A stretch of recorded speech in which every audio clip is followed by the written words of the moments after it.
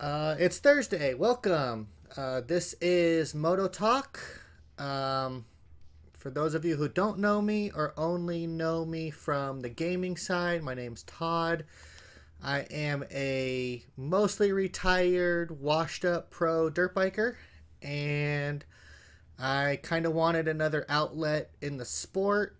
And I thought doing a talk show kind of podcast idea would be fun for me because I get to watch the races and talk about dirt bikes.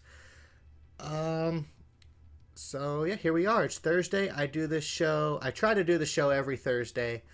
Some days I miss it or I have to push it later due to appointments and stuff, but for the most part, I try to keep it to every Thursday.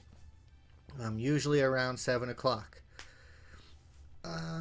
But anyways, let's jump right into this. What I like to do is I'll cover the race that happened this past weekend and any kind of little news or stuff that happens, and then I will make some predictions for next weekend's race, or this coming weekend's race, I should say. So, here we go. This past weekend was round 12 at Glendale, and it was a triple crown, and I will explain that again in a minute. But here's what the Glendale track looked like. Really long start, long left sweeping turn, on off rhythm, pretty standard supercross stuff.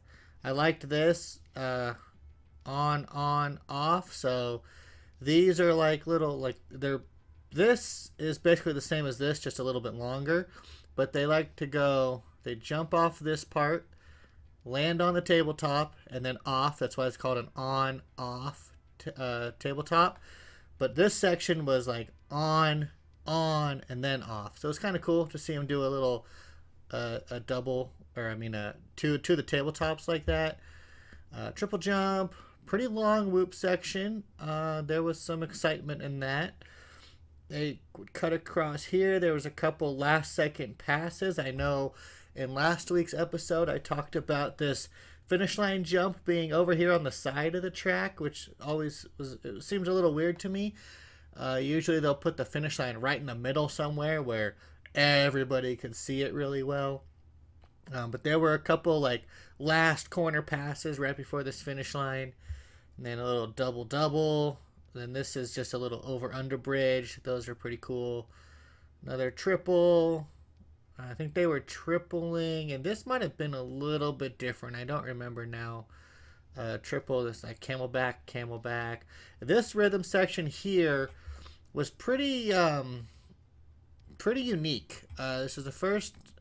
No, I think they've had another split lane, but this was a pretty good split lane here. They basically flip-flopped the section, so this portion is the same. If they would go backwards and do this thing, it's the same number of jumps.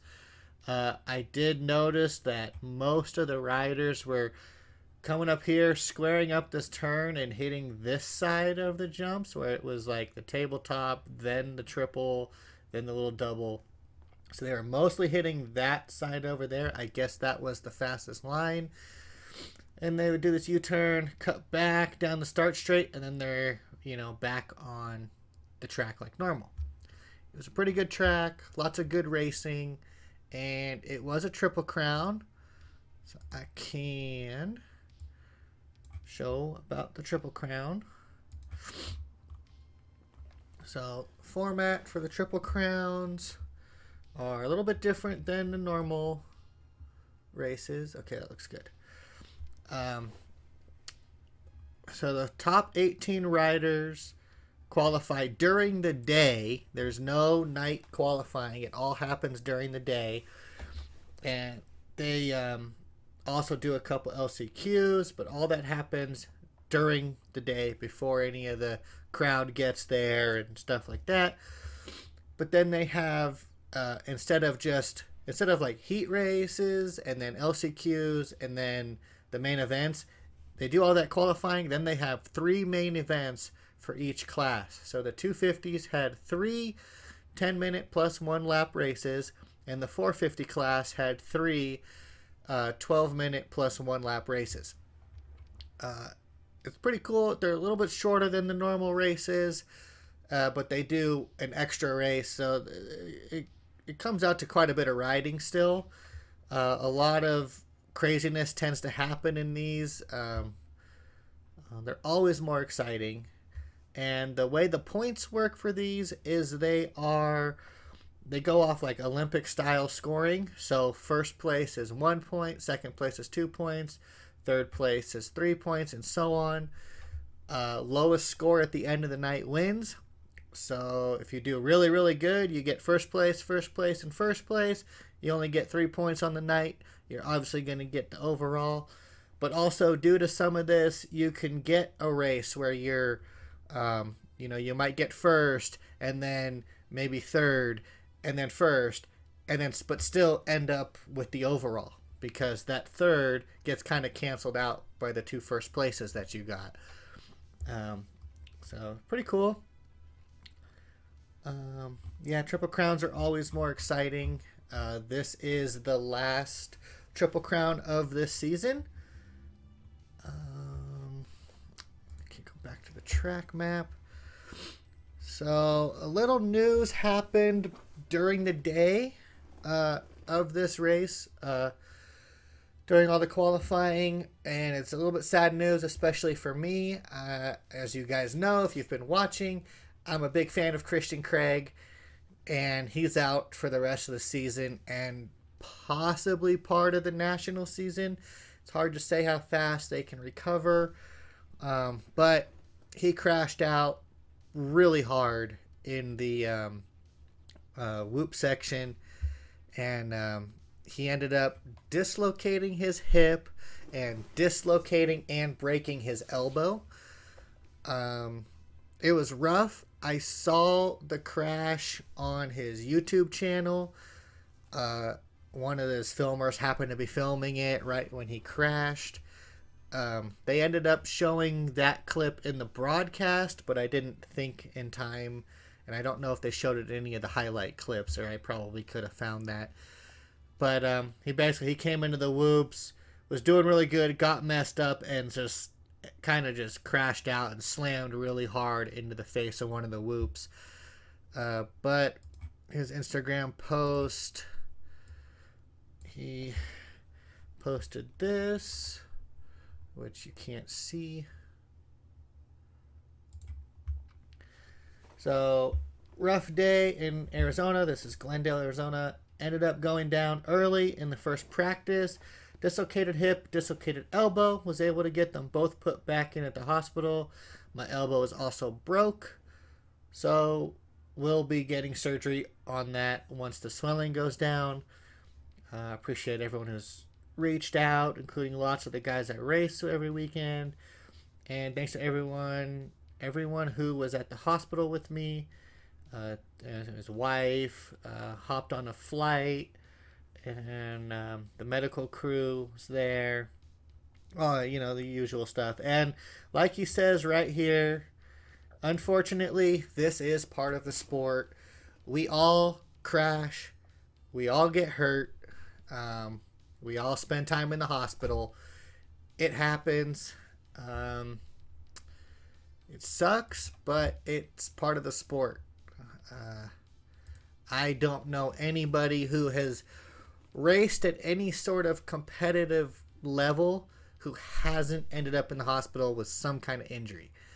There are people who, if you just put around in the slow classes, just riding around in beginner classes, maybe your local races, maybe you could get away with it. But even that, if you do enough of it, you're going to get hurt. I've been hurt just riding the trails with my dad when we're not even doing anything crazy. I've been hurt pretty bad. He's been hurt, and my dad goes pretty damn slow all the time. So if you ride dirt bikes, you're going to get hurt. It's just part of the sport. It's not really a safe sport. It's a lot of high speeds, big jumps, sketchy conditions. You could have rocks, you could have soft sand that you don't expect, or not necessarily on a track like this, but if you're out riding just out in the desert or something, even, you can run into that kind of stuff. I've got plenty of stories on that. Maybe we can get into it, sometime. Yeah. Let's see. So there's the track. So as always, like I said, I make predictions on what's going to happen in the race, and I like to cover them when I do my show. So last week I predicted really, really well. I got all of my predictions for the 250s correct, which is pretty impressive. I had predicted Jet Lawrence to finish first. In the 250 class, I'm always going to have one of the Lawrence brothers in first place. Also, a little bit of news on that. Side note, wasn't going to get into this now, but it is pretty much confirmed that both Jet Lawrence and Hunter Lawrence will be riding in the 450 class for the Nationals. Pretty big news for them. They're stepping up off the 250s and they're moving into the 450 class. They're both staying with factory Honda. And so that'll be interesting, exciting to see them riding the big bikes. Anyways, back to my predictions. RJ Hampshire, I had predicted him for second, and he ended up finishing second overall. And Levi Kitchen, I had him for third, and he got third overall. So I'm really good at my predictions, apparently.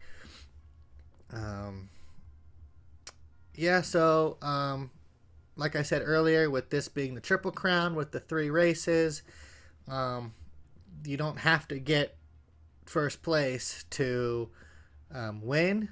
So like this, Jet Lawrence, he got first place in the first race, third in the second race, and then first again in the third race, and that was enough to get him first place overall. And then RJ Hampshire was second place, then first place, then third place, and that was enough to get him second overall. And Levi Kitchen was third place, then second place, and second place. So, these guys, they're all swapping positions between first through third. So that was really good, and that's why they ended up first, second, and third. Let's see. Race 1 notes. Jet Lawrence, he got the whole shot. And a little bit, not back of the pack, but kind of mid to back of the pack. There was quite a big pile up in the first turn of the race. I got it here. I'm going to slow it down. Oh, it was post up pause. I'm hitting the wrong buttons. Anyways, we can see it right here. Right here. Pile up. All these bikes. All those bikes. During all that, though, Jet Lawrence got the whole shot. Got past pretty quick and then ended up passing back. Jet passed Kitchen back.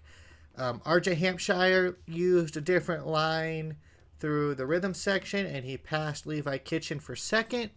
But there was a pretty big crash, and they red flagged the race. The crash was actually caused by Styles Robertson. In the video clip, you can't even see him. He's already down, crashed in the middle between 2 of the jumps. So he is down there. So when the next rider jumped the jump, didn't even see him, plowed right into him.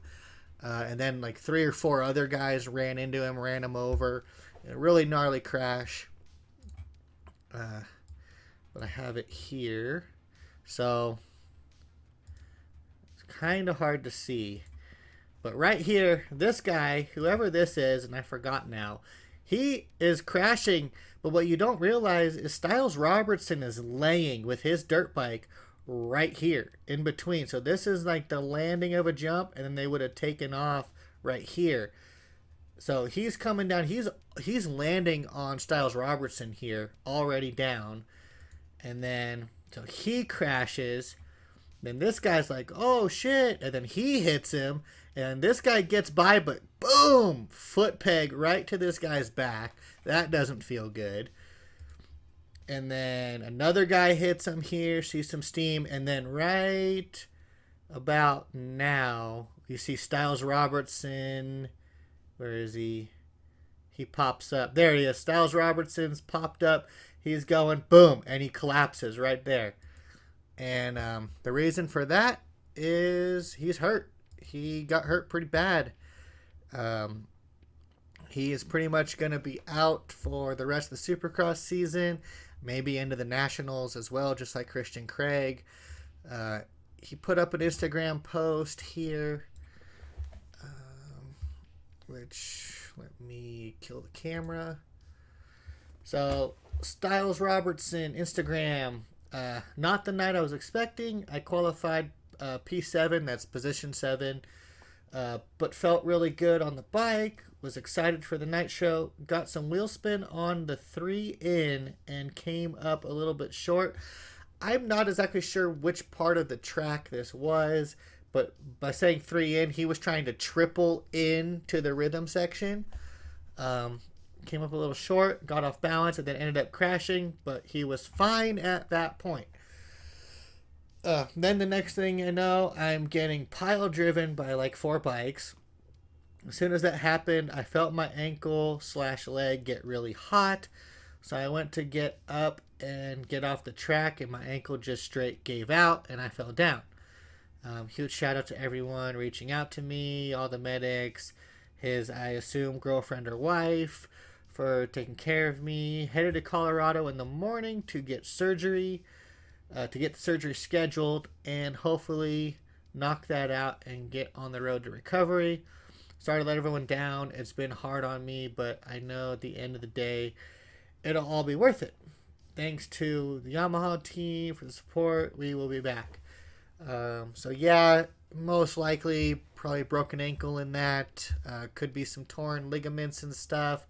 I know what he's talking about with the leg getting, like the foot, leg, ankle area getting hot. That's kind of a sign of something being wrong. But it's not always the case. I know a few years back when I broke my heel,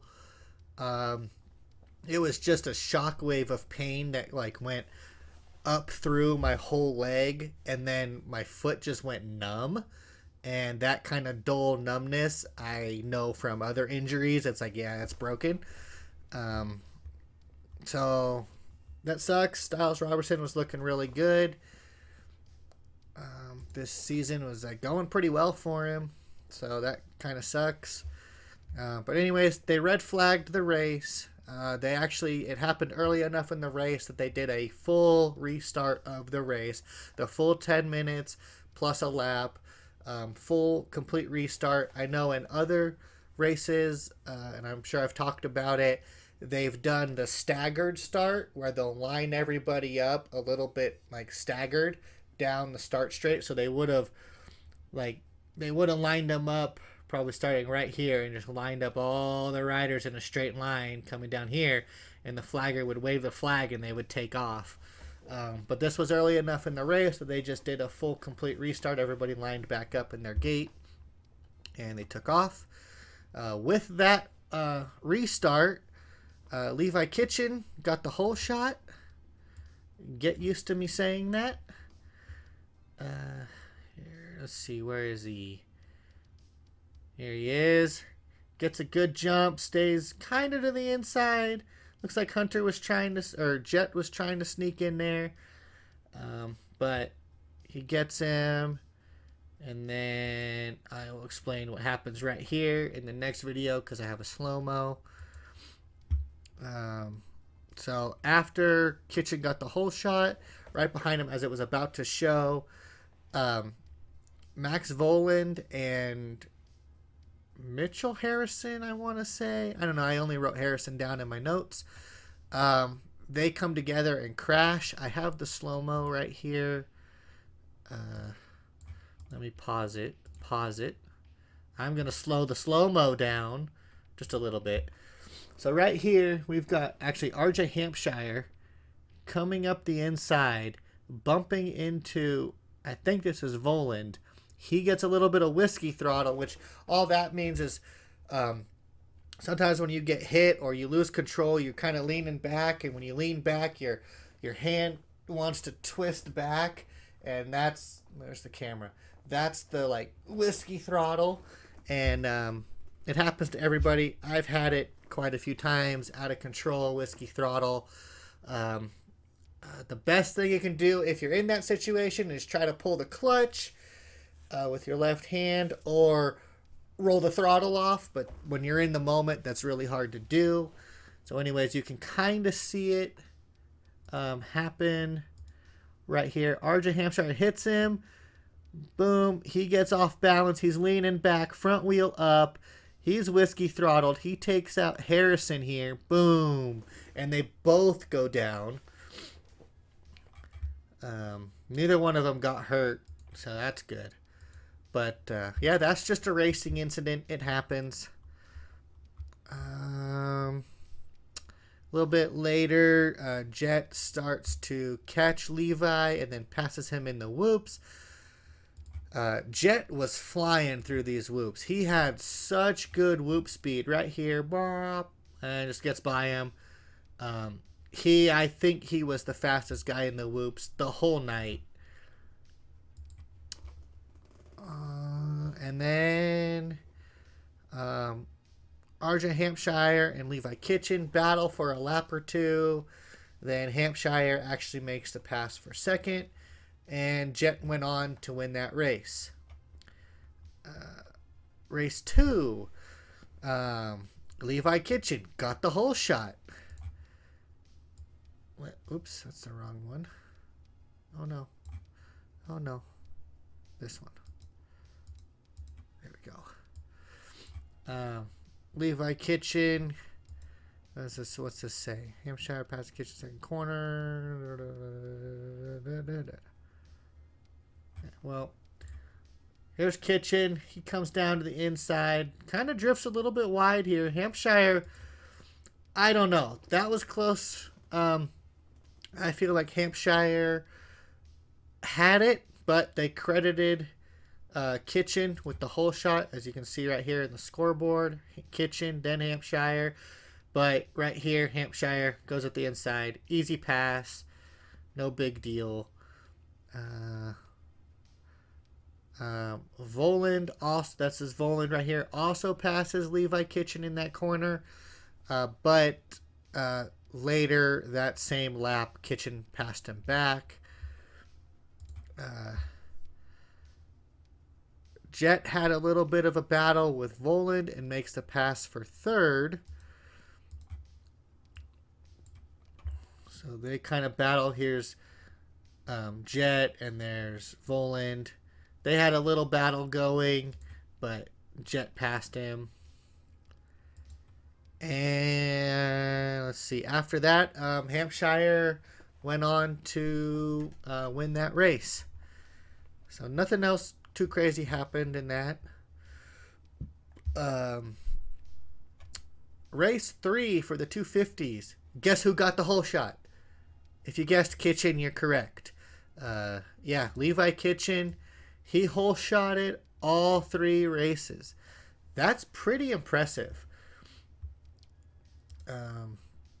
So here he is, way out front. I don't know. I feel like they must have put some NOS on his bike or did the old trick way back in the day. There was riders shooting a little bit of I don't remember now if it was air, just regular oxygen, or some kind of mixture that the mechanic would squirt it in their air box. So I don't have a good, oh wait, can I use the toy? Right this way. This is the air box. This is actually the air cleaner. Oh, this isn't, but it's underneath the seat, kind of right in here. That's where the air box is. So when the mechanics were on the line, with the riders, they're giving them their last bit of water. They're giving them their, hey, you got this. Make sure you get that whole shot. Go out there, do your best you can, whatever. Back in the day, the mechanics would have a little canister, and sometimes they would squirt some air or some kind of mixture into the air box right before they were told to walk out of there before the start of the race, to try to give their riders, like the bikes, just a little extra boost, a little more oxygen to run better or whatever they were squirting in there. It's a little cheaty tactic that they got onto pretty quick and stopped doing. But I kind of wonder if they were doing something like that. No, I'm pretty sure they weren't. Levi Kitchen's on one of the top, if not the top, factory team in this 250 class. I know Honda's been winning a lot of them, but I think between the Honda team and the Star Racing Yamaha team, they're the two like top dog teams. They wouldn't risk something like that because you get caught doing that, you're in big trouble. The team's getting fined. They're suspending riders, all kind of stuff. So pretty sure they're not doing anything like that. But to pull off 3 hole shots, he's got something going on. Or he's just got really good reflexes. But comes in, boom, gets the hole shot.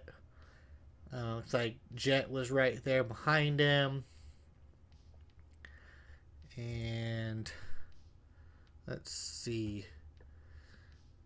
They don't have a video of it, but Hampshire, he went from sixth place to 3rd in just a couple of sections on the track. He was riding really good. And then they also don't have a clip of this, but he went into this whoop section super good one of the laps, and then he got huckabuck, which is just a term we use for when you get kicked and you get bounced all around. We call it huckabuck. And yeah, he got some huckabuck, but he actually saved it. He didn't crash. And yeah, so he saved it, was able to keep on going. And then after that, Jet Lawrence passed Levi Kitchen for the lead, which they only show a tiny piece right here. He's already gotten by, but he makes that pass. And then after that, it was a pretty boring race, and Jet went on to win it. And yeah, so he ended up getting that overall. And that was it for the 250s. So we're going to move on to the 450 class. I didn't do as good on my predictions in the 450 class. But as pretty much always, I predict Eli Tomac to get first. And he got first. And I had predicted Cooper Webb to get second. He ended up getting 4th. And I had put Aaron Plessinger for getting 7th. For getting 3rd, but he finished 7th. I think, I know last week, my episode, I just kind of figured with the usual chaos of the Triple Crowns, I thought maybe Plessinger had a shot of getting a podium, but I was wrong. Anyways, Tomac got first, like I said, with a first place, a second place, and then another first place. Chase Sexton got second with a 4th, a 1st, and then a 3rd. And Justin Barsha with a 3rd place. He got it by getting 3rd place, then 6th place, which is pretty bad, and then 2nd place. So still pretty crazy with even such a bad finish like that, the 6th place for the 2nd race. He still managed to get 3rd overall, which is really good. Let's see. Race 1 notes. Tomac pulled the hole shot. This button. So, start of the race. Tomac cuts over, goes on the inside, drifts a little bit wide, but manages to take that hole shot. And after that, Barsha passed Roxon for 3rd. Sexton ended up passing Anderson for 5th. I guess there was a little bit of contact there. I know there is in the 2nd race. But I had a note that if Anderson wasn't on probation, he probably would have taken him out. I know that I have a similar thing for that in the second race. But anyways, Chase Sexton made a pass in the very last corner for 4th. He had a good little battle going with Roxon here. So he jumps to the inside, gets close, not quite there. on, off, triple. And they make this turn in the whoop section. Still staying really close. Picking up a little bit of speed on him. And then they cut from this battle to show Tomac crossing. But right there, boom, makes the pass right before the finish line. And then, this is dumb right here. It's kind of hard to tell, but it was pretty obvious that Chase Sexton was ahead of Ken Roczen there. But Roczen, he crosses the finish line. He's looking over at the scoreboard to see if he got the 4th place position or not. It's like, it's pretty obvious that Sexton was ahead of you. Excuse me. So I don't know why he was looking like that, but it was pretty obvious.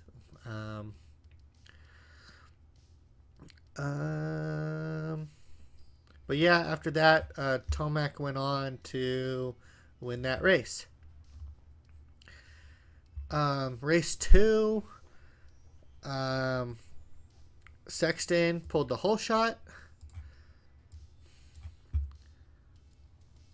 And let's see. So Sexton pulled the whole shot, but then in the second corner, he stalled the engine, and then Tomac passes him, but then Tomac messes up in the whoops, and Sexton gets him back. I have 2 different videos. They're just a few seconds apart. I might just run this video. So anyways, Sexton cuts down the inside, gets the lead, gets that whole shot. Here's Tomac. Tomac's jumping to the inside, squares up, stays close. We got a little bit, but it's fine. We'll watch. So here we go. Sexton's through the whoops. Tomac's through the whoops. They're still doing good. And somewhere it shows. Right here. Watch Sexton. Stalls the bike. Tomac goes by.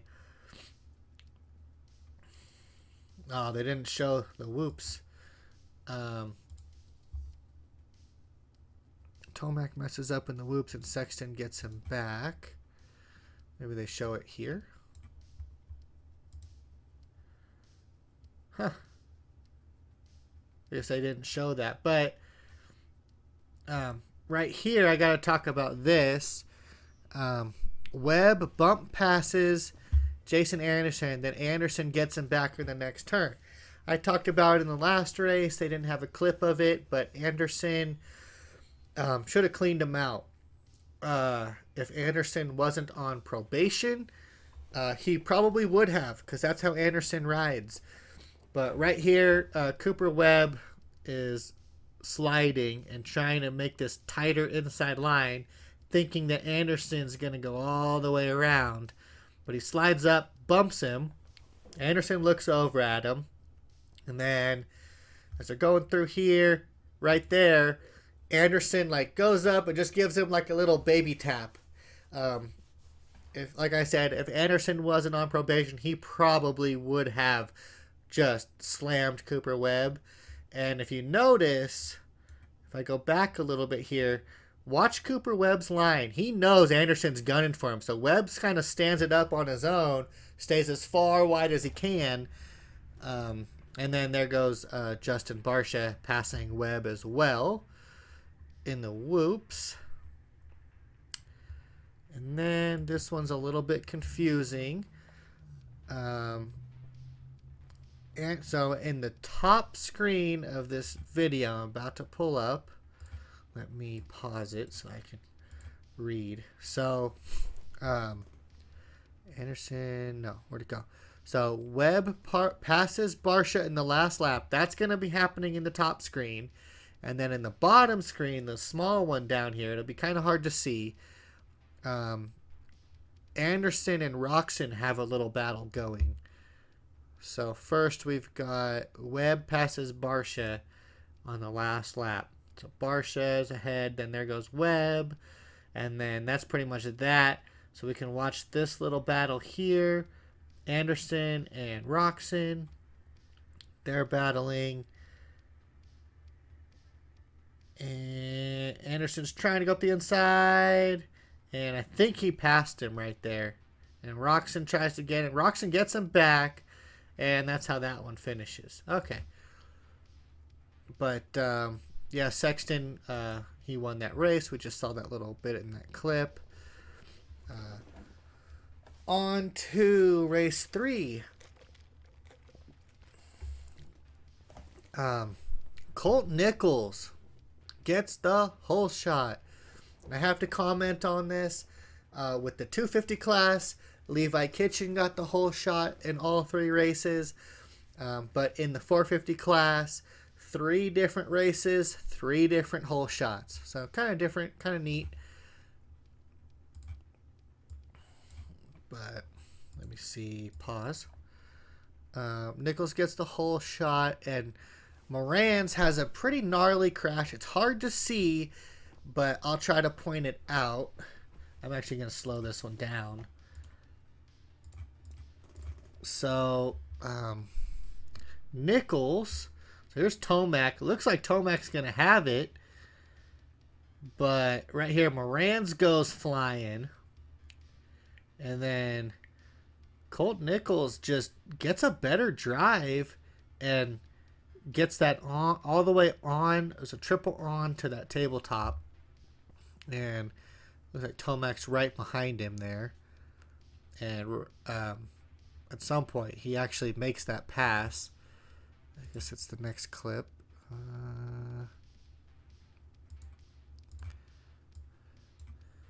So Tomac passes Nichols in the whoops. Nichols got a little loose there, a little bit of huckabuck.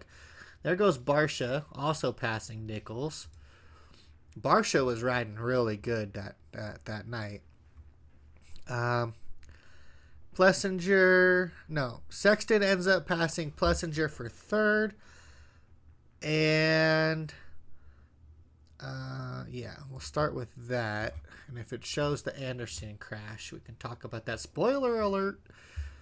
So right here, there goes Sexton passing Plessinger. And there's the Anderson crash, which I have the video. Different one. It's the same, but it's different. Wow, that's a great way to pause it. So I got to comment on this because I talked about it before. First of all, Anderson pulls an Anderson. We know Chase Sexton likes to pull the Chase Sextons, and he throws it away or crashes, ruins his race. Anderson's also kind of known for it. It happens right here. Anderson had a great ride going. He shows right here he was in 4th place. He gets buck wild in the whoops, and he crashes hard. And I wanted to comment because at this moment, I can't play the audio, but at this moment, the announcers, the commentators, were talking about Anderson and how well he was riding. And I know it was either last week or a couple weeks ago, I talked about what I call it commentator's curse, because it seems to happen a lot when the commentators are talking about one of these riders. That rider stalls the engine, crashes, has some kind of weird mechanical, something always seems to happen. So during that moment, the commentators were talking about him, and then he crashed. So commentator's curse again. But he goes down pretty hard. It didn't look that bad, but the fact that he had to knock his visor back up shows that he hit his head at least a little bit to knock the visor down like it was. It's pretty slow to get up. Probably knocked the air out of him. Little limp going, not too bad. It can be kind of hard with us riders. Most of us have had leg and ankle, foot injuries, knee injuries. I've had it all. I can sometimes walk without a limp for a while, but if I do much walking, I always end up limping especially by the end of the day. We are all our legs are pretty messed up. So it's kind of hard to tell when you see like a rider getting up right after a crash and them limping. Is that a new limp, or are they always limp? But yeah, it didn't actually look like that bad of a crash. But anyways, that was about to show Tomac going on for the win after that. So that was my coverage for Glendale. We're going to move on to this coming weekend in the race that's happening there. And I think it's Atlanta. Yeah, it's Atlanta. So I have a couple notes in here. I've already talked about them, but I'm going to, mention it again. Christian Craig won't be racing. He is hurt. Dislocated hip, dislocated and broken elbow, like I said earlier. And Styles Robertson won't be racing as well with his ankle injury. I'll try to keep kind of looking for updates on those to see if there's any more news about that by next week. Anyways, I'm going to cover the current championship standings. 450 class, Eli Tomac, Cooper Webb, and then Chase Sexton. These two are still pretty close. Sexton is, I can't math very well, but he's close still. That's still pretty close. Ken Roxon's moved himself up to 4th. Justin Barcia's in 5th. Anderson 6th. Plessinger, number 7, is also 7th in points right now. Poor old Christian Craig, we're just going to start watching him drop, which is sad, but it's part of the sport, I guess. He was in 8th. 250 West Coast. Jet Lawrence on top with a 26-point lead. He's got a decent little gap there.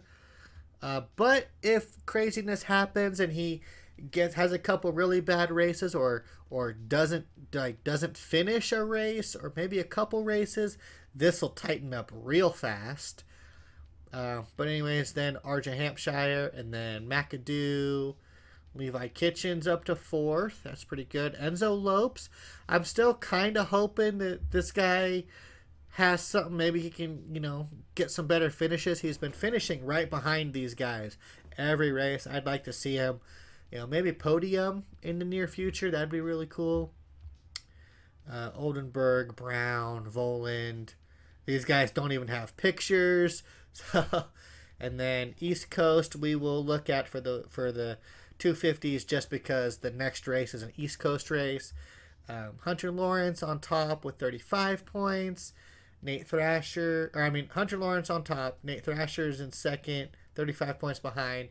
And good old Hayden Deegan, 3rd place. If this kid, I should say, can pull this off and get 3rd overall in the championship, his rookie season, that would be so awesome. So I just pulled up the track map for Atlanta just so I'd have it up. My producer has a note in here because he wants me to talk about it, and it's a really good topic, so I will. The commentators were talking about practice time now being diverted more to motocross than supercross. He has a question, is that true? And are the riders now starting to focus on moto more than supercross? And the answer is yes. With the last race of the Supercross season coming up May 13th in Utah, and the first race of the upcoming motocross season being May 27th with only one weekend off, yes, most of the riders now are focusing on motocross. For those of you who don't know, motocross is really intense. Supercross is intense because it's like super tight track, rhythm section, your timing has to be absolutely perfect. But motocross, the tracks are outdoors, it's longer, you got elevation change, fucking massive jumps, and the conditions are usually hot. Sometimes you get like a rain race or it might be kind of a muddy race, but Supercross happens during the winter when they're inside a lot of stadiums. Most of them are indoors, so they don't have to deal with rain or snow if it happens to be snowing. So it might be cold, but it's not usually wet. Motocross, you're outdoors. If it's raining, we're racing. If it's 110 degrees, we're still fucking racing. We don't, decide to cancel a race because of the heat or because of the weather. I know it's happened in the past when it's really extreme weather. Earlier in this Supercross season, they postponed Oakland, but that was a little bit different because it had rained all week and they couldn't even build the track. But with motocross, the tracks are a lot longer. It's a lot tougher racing. The races are longer too. A 450 motocross race is 30 minutes long plus 2 laps. Most of the lap times will be well over a minute because of how long the tracks are. Some tracks it's closer to a 2-minute lap time. So the tracks are, like I said, they're crazy long. It's not crazy long. Crazy long would be like desert racing, enduro stuff. But compared to a supercross lap, motocross laps are long. And the tracks are rougher. Like I said, it could be really hot, longer races. So the riders are practicing for that, and they're going to be focusing more on that now, trying to build up their cardio, build up more toughness to the elements, and doing longer practice motos to try to build up for that, the longer races. So to answer the question, yes, most, if not all of the riders are focusing more on motocross training than supercross training right now. So on to my predictions for the next race, which is Atlanta, which right before I make my predictions, I want to point out this is giving me vibes of Daytona. It looks like we're at a NASCAR track. So it's a pretty long, skinny little area that they had to work with here. Let's see if there's any other... There's no other really good angles of the track. But this is a really long start straight. It's really hard to tell. Looks like on, off, rhythm, double, over, under, rhythm sections. Hard to figure out. This looks like a pretty long sweeper turn. Looks like there's a double behind this monster logo.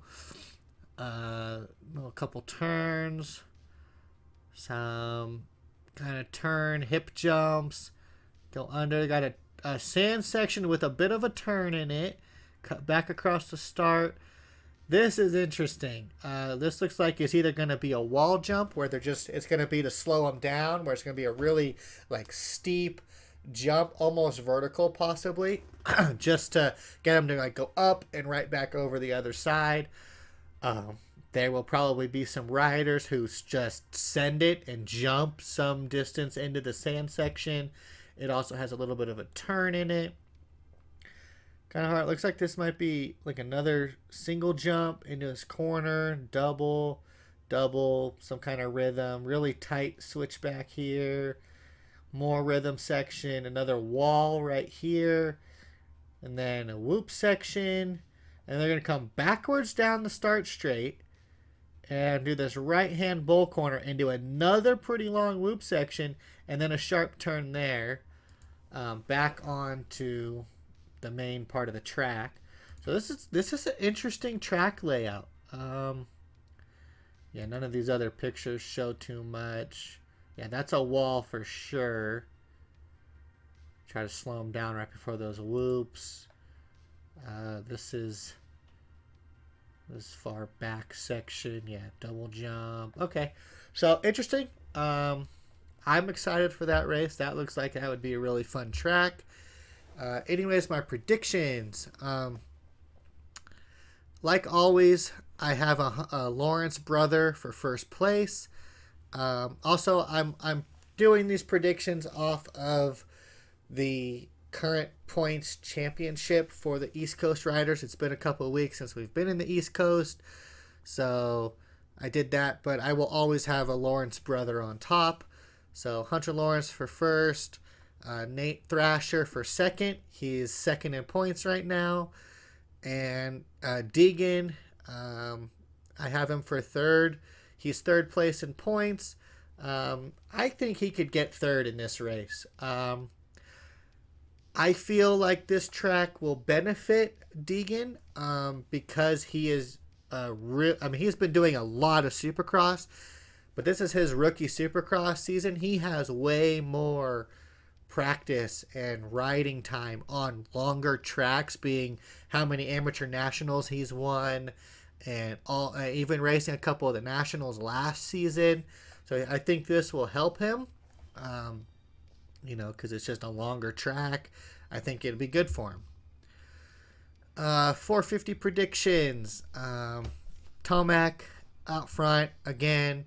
He's just been really consistent. I'm keeping him there. Cooper Webb.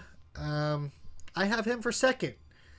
That probably seems pretty lame and boring and standard for me, but Webb shows that he has the speed. But if Tomac gets out front, I don't know if Webb can actually catch him and pass him. I mean, obviously, if Tomac makes a mistake or has a mechanical, whatever, yes, anybody can catch him. But if Tomac gets out front and pulls any kind of gap and can just keep it on two wheels and just keep going, throwing down laps, I don't know if anybody can catch him. So I put Cooper for second. And third place, Justin Barcia. He got third in the Triple Crown at Glendale, and that should be a big confidence boost for him. Plus, I like Barcia. He's kind of a goofball. I'd like to see him on the podium more. So that's why I'm putting him there, because I want to see him on the podium more. So, that's kind of all I've got for tonight's episode. It was a good one. I'm really looking forward to Atlanta. That should be exciting. That should kind of be just as exciting, if not more exciting, than Daytona's race, which is very similar with the being on a NASCAR track, a long, skinny area to work with. But yeah, that's going to be it for tonight's episode. I will be back Monday for a Rocket League stream. And then I will be back for sure again on Thursday for another episode of Moto Talk. Like I said earlier, I try to do these every Thursday to the best of my ability. I'm trying to think if there's anything else. No, I think we're good. All right. Well, thanks guys for watching, and I will see you next week.